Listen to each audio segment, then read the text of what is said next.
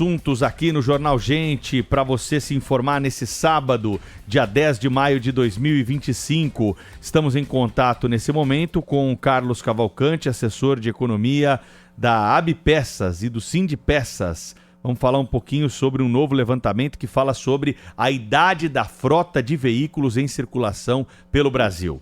Carlos, bom dia para você. Seja bem-vindo aqui à Rádio Bandeirantes. Bom dia Pedro, bom dia a todos os ouvintes da rádio.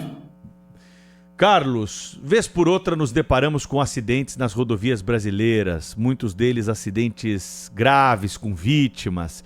E ao observar pelas imagens, vemos a idade da frota desses veículos. O que vocês conseguiram com esse levantamento? Qual é a idade da frota em circulação pelas rodovias brasileiras?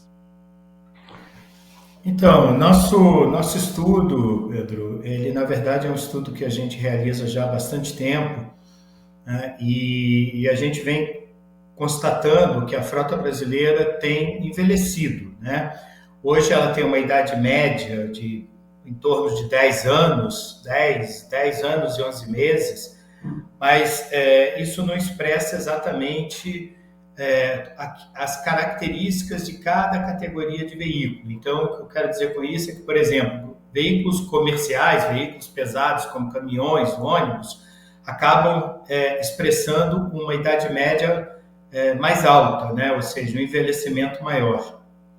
Então, nós temos aí realmente uma frota que, enfim, vem mostrando a cada ano envelhecimento crescente. E tem alguma média de idade, Carlos? Isso, no cômputo geral, né, do que a gente denomina de autoveículos, ou seja, não considerando as motos, que acabam tendo uma idade média um pouco menor, da ordem de 8 anos, os chamados autoveículos, que na verdade representam os automóveis, comerciais leves, caminhões e ônibus, a nossa apuração é de que essa idade média aí, registrada no último ano, em 2024, é de 10 anos e 11 meses, ou seja, quase 11 anos de uso para esses veículos. E o que está sendo feito, o que pode ser feito para mudar esse quadro, Carlos?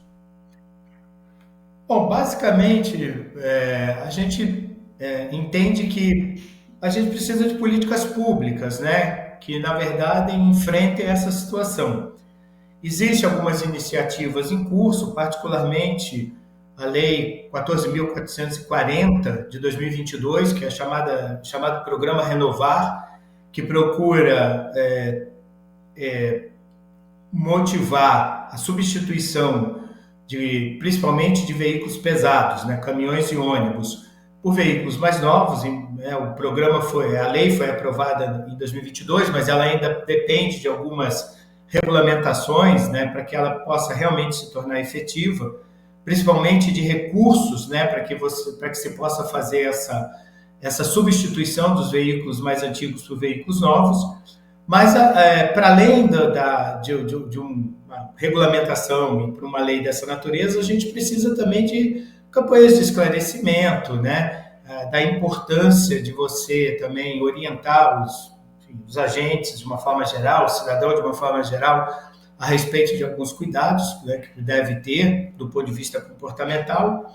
E, principalmente, o que a gente percebe é que há uma necessidade, e a gente espera que a reforma tributária recentemente aprovada, né, recém-aprovada, traga um fator de estímulo adicional, que é efetivamente tornar o custo, né, dos veículos mais acessível para a população em geral. Então, essas são algumas das iniciativas que a gente entende que podem trazer um resultado favorável para esse rejuvenescimento da frota brasileira. E essas medidas, elas estão caminhando com a velocidade necessária? E qual delas seria a prioritária? Eu já ouvi de especialistas que nós temos uma proporção absolutamente inversa do que países onde há um número menor de acidentes realizam, com a cobrança, por exemplo, do IPVA. O IPVA aqui, ele vai ficando mais barato à medida em que o carro vai ficando mais velho, o veículo vai ficando mais velho. Em alguns países é exatamente o contrário. Você paga o imposto mais barato para ter um veículo mais novo que, claro, favorece a renovação da frota. Não, sem dúvida, essa é uma distorção que a gente observa no caso brasileiro, né? E aí traz uma complexidade maior, porque nesse caso, como nós estamos falando de um imposto estadual, isso aí, na verdade, acaba refletindo, né, as características do federalismo brasileiro. Então, esse é um tema que deve ser tratado efetivamente. Quer dizer, é esdrúxulo, né? Imaginar que quanto mais velho o carro se torna, mais poluidor ele é, ou seja, mais riscos ele representa, você acaba desonerando aquele contribuinte de pagar por um IPVA maior, ou seja, acaba desonerando desse pagamento. Mas ainda assim, isso tem uma complexidade muito significativa, como eu disse, por se tratar de aspectos federativos. Isso demandaria aí uma compreensão comum por parte dos governadores para que a gente possa alcançar esse resultado. De toda forma, no tocante a essa questão do barateamento, né, dessa busca de tornar os veículos novos mais acessíveis à população, a gente entende que a reforma tributária pode trazer um resultado interessante, a despeito do fato de que, dentro do imposto seletivo, os veículos foram incluídos, né, o que também representa uma certa aberração, né? A gente não contava com essa situação, afinal de contas, enfim, embora aos olhos dos legisladores, né, dos nossos parlamentares, o veículo foi incluído numa categoria de bens, vamos chamar assim, supérfluo, bem não essencial, mas ainda assim a gente espera que, enfim, com maior concorrência, né, entrada de montadoras chinesas, como a gente tem observado nos últimos 2 anos, e, enfim, e outros aspectos que a reforma tributária traz, que isso faculte, né, uma possibilidade de redução do preço dos veículos e aí permita, assim, que a população renove, né, os seus veículos numa velocidade maior. Nós estamos conversando aqui no Jornal da Bandeirantes Gente com o Carlos Cavalcante, que é do sindicato e também da associação Abpeças e do Sindipeças. E ao longo dessa série histórica que vocês têm para comparação desse último levantamento, qual é a situação do Brasil em relação à sua frota hoje, Carlos? Como eu havia comentado, esse envelhecimento, na verdade, ele já vem se dando, né, há algum tempo, né? Vamos fazer um breve relato aqui, olhando a série histórica, né, pegando a série histórica, um breve relato do que ocorreu aí, vamos dizer assim, nos últimos 10 anos. Na verdade, o Brasil passou por um momento muito favorável, né, para o setor automotivo, né? No começo nos primeiros anos da segunda década desse século, né? Eu estou me referindo aí ao período entre 2010 e 2013, em que a indústria automotiva viveu seu apogeu, né? Nós tivemos naquele período produção e comercialização de veículos novos, né? De mais de 3 milhões, chegando a quase 4 milhões de veículos, para uma capacidade estimada naquele momento, da ordem de 5 milhões de veículos no país. Isso claramente permitiu um rejuvenescimento da frota naqueles anos e um pouco nos anos subsequentes. Com a recessão, né, a chamada grande recessão de 2015 e 2016, dali para frente o que a gente viu foi uma substituição de veículos novos num ritmo menor. Então, isso foi provocando esse envelhecimento da frota, o que faz com que a gente observe que a faixa etária mais representativa hoje, dentro da frota brasileira, é aquela que está entre 11 a 15 anos, que é justamente, basicamente, né, falando grosso modo, esse período que vem da chamada grande recessão para frente. Então, a gente não teve uma taxa de substituição a partir dali na intensidade necessária para que a frota pudesse rejuvenescer e a idade média ser reduzida. Muito bem, Carlos, em relação a valores, tem ouvintes aqui da Rádio Bandeirantes perguntando o seguinte: Pedro, mas é difícil trocar um caminhão. O caminhão hoje em dia é muito caro.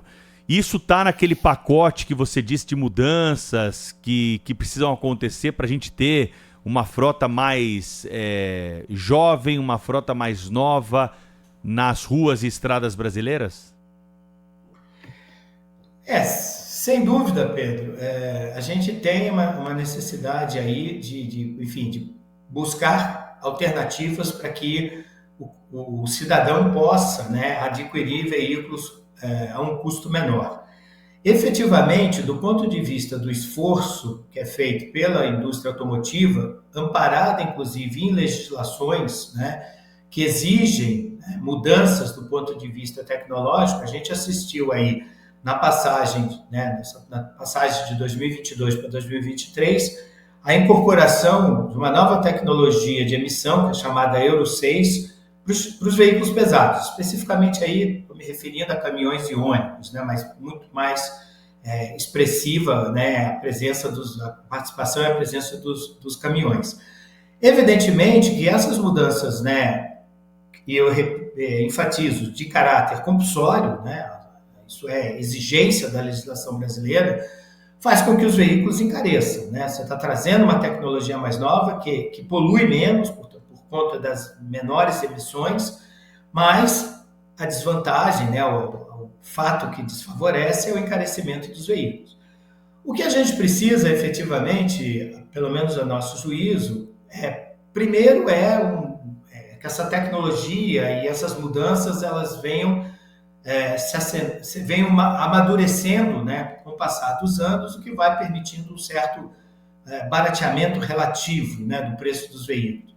E o segundo aspecto, né, é que a gente, e sempre válido, né, é que a gente possa contar com uma concorrência maior, seja do ponto de vista de novos entrantes, né, de novas montadoras que se instalem no país para concorrer no mercado, seja por outras vias, né, mesmo pela via das importações. Então, o mercado brasileiro não é um mercado desprezível, né? Embora a gente tenha aí uma produção da ordem, pegando o último ano, da ordem de 2,5 milhões de veículos, e cerca de, no caso de caminhões especificamente, algo em torno de 150 mil caminhões na média, não é um mercado desprezível, é um mercado que, digamos, é competitivo, né? Comparado a outros mercados, mas nunca é demais a gente poder contar com uma concorrência que facilite a vida do consumidor, especificamente por conta da possibilidade de barateamento de preço.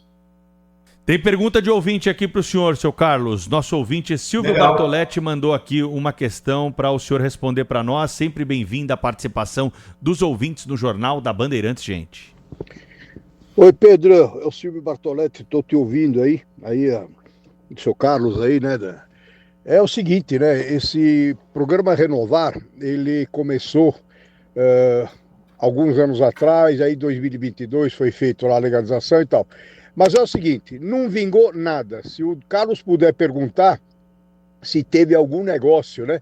Que o pessoal trocou o caminhão porque entrou Euro 5, entrou Euro 6, caminhões mais caros, né? E o autônomo, ele não consegue pagar o financiamento que lhe foi proposto. Essa que é a verdade. Então eu queria saber do Carlos se esse programa Renovar, ele surtiu algum efeito prático, né? Desde quando foi feito o lançamento dele. Tá bom?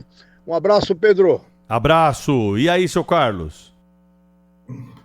Bom, um abraço para o Silvio, grande amigo. Na verdade, concretamente, a gente sabe que não, né? Infelizmente, o programa, isso foi uma briga antiga que as entidades travaram, né? E eu me refiro não apenas à nossa entidade, né? A Bpeças, Sindpeças, mas outras entidades da cadeia automotiva, que sempre defenderam a necessidade de um programa dessa natureza.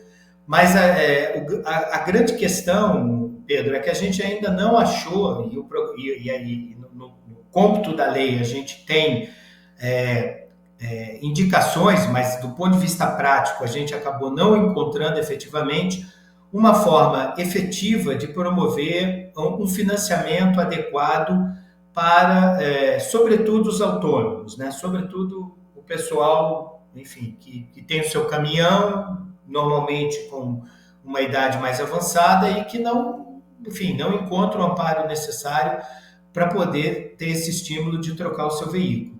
Houve muita discussão, possibilidade de se abrir uma linha especial de financiamento através do BNDES, mecanismos N que foram sugeridos e discutidos durante os trabalhos de formulação dessa proposta, mas, de fato, concretamente, a gente não teve ainda uma solução adequada.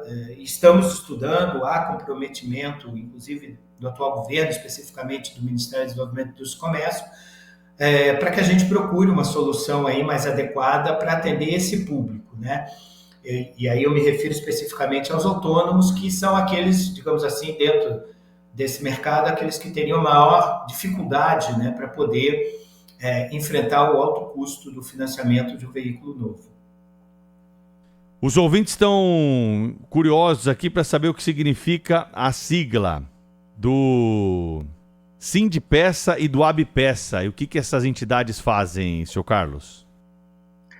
Na verdade, vamos lá. As entidades são entidades representativas da indústria de autopeças no Brasil. Né? Então, as nossas associadas, né, são fabricantes de componentes, partes e peças de veículos automotores de 4 rodas. Tá? Eu friso 4 rodas porque nós temos a Abraciclo, que é uma outra entidade que representa um setor de 2 rodas, no caso aí especificamente nós estamos falando de motos, patinetes, bicicletas e tal, não é o nosso caso, né? Nós representamos os veículos automotores de 4 rodas, e o